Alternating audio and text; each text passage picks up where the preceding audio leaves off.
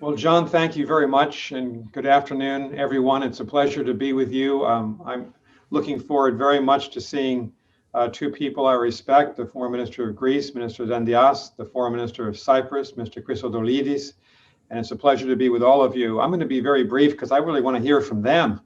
They're the people in the public arena right now contending with very difficult issues in the Eastern Mediterranean. But I'll just say, John, that it's an exciting time here in the United States. I supported former Vice President Joe Biden, now President-elect Joe Biden, during the recent campaign, was an advisor on his campaign, and I think we're beginning to see his new administration take shape. He's going to be officially announcing later in just a couple of hours his new Secretary of State, Tony Blinken, his new National Security Advisor, Jake Sullivan, his new ambassador to the United Nations, Ambassador Linda Thomas Greenfield, and his new special envoy for climate change, former Secretary of State John Kerry. This is a powerful team.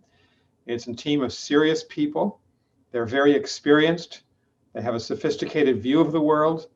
They understand that the United States needs to return to the world and re-engage with the world, both with Greece, with Cyprus, as well as the European Union and NATO in Europe. And I think we're beginning to see the Donald Trump administration fade into the rear view mirror.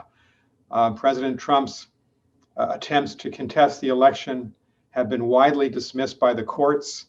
There's no question that Joe Biden will be president, Kamala Harris vice president at noon on January 20th. So we're finally free from what I believe to have been the weakest American presidency and the most destructive, that of Donald Trump, over the last 4 years. So what will the future hold?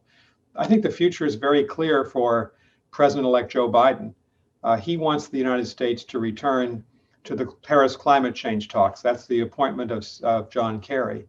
He wants the United States to return to full membership in the World Health Organization and to take our place, along with countries like Greece and Cyprus and others, to help fight the pandemic globally.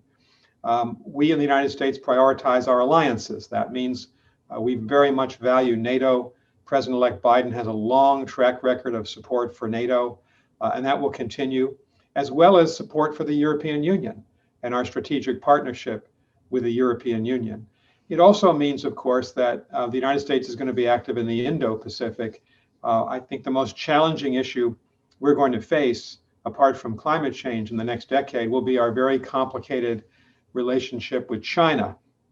We are competing with China for military primacy in the Indo-Pacific. We're competing with China on trade issues, on digital age military and civilian technologies, and we're competing on values. But we also need to work with China, and that's where the pandemic comes in. We ought to be working with China, and that's where climate change comes in. We ought to be working with China because we're the two world's largest carbon emitters. I will say this, I'm very hopeful that you're going to see a very active American policy in Southeastern Europe. I want to credit my good friend, Ambassador Jeff Pyatt, with having been an outstanding American ambassador to Greece. And my sense is that U.S.-Greece relations, but Minister Dandias will speak about this, are very, very strong. That's a credit to the Prime Minister, someone I've known for 20 years and have deep, deep respect for, Prime Minister Mitsotakis. He's a true friend of the United States. I credit Minister Dandias and his counterparts for the rise of Greece, the recovery of the Greek economy, the extraordinary recovery we're seeing in Greek society. I know it's a tough time with the pandemic, of course, in Greece and Cyprus, but I'm just so pleased to see the United States relationship with Greece in such strong shape. And I think I want to credit the minister and my friend Jeff Pyatt for that. I think as well on Cyprus, the United States has a very close relationship with Cyprus. And with Greece and Cyprus, we've got to be supportive, in my view, the United States, of the right of Greece and Cyprus to drill for natural gas in the Eastern Mediterranean without interference by Turkey. Turkey has been very aggressive in contesting, and the two ministers can talk about this with far greater authority than me, but very aggressive in contesting both Greece, Cyprus, as well as Israel. Turkey has made claims that cannot be substantiated legally. about the Greek-Turkish border. I think it's very important that NATO and the European Union and the United States make it clear to the government in Turkey that they have to abide by international law. And so I think this trend of the United States growing closer to Greece and to Cyprus, I hope very much will continue. I think it's very important for peace and stability and the rule of law in the Eastern Mediterranean. So John, I didn't want to speak longer than this. I'm looking forward to a very good conversation. I'm looking forward to hearing from the two ministers and of course, responding to comments from your very good audience.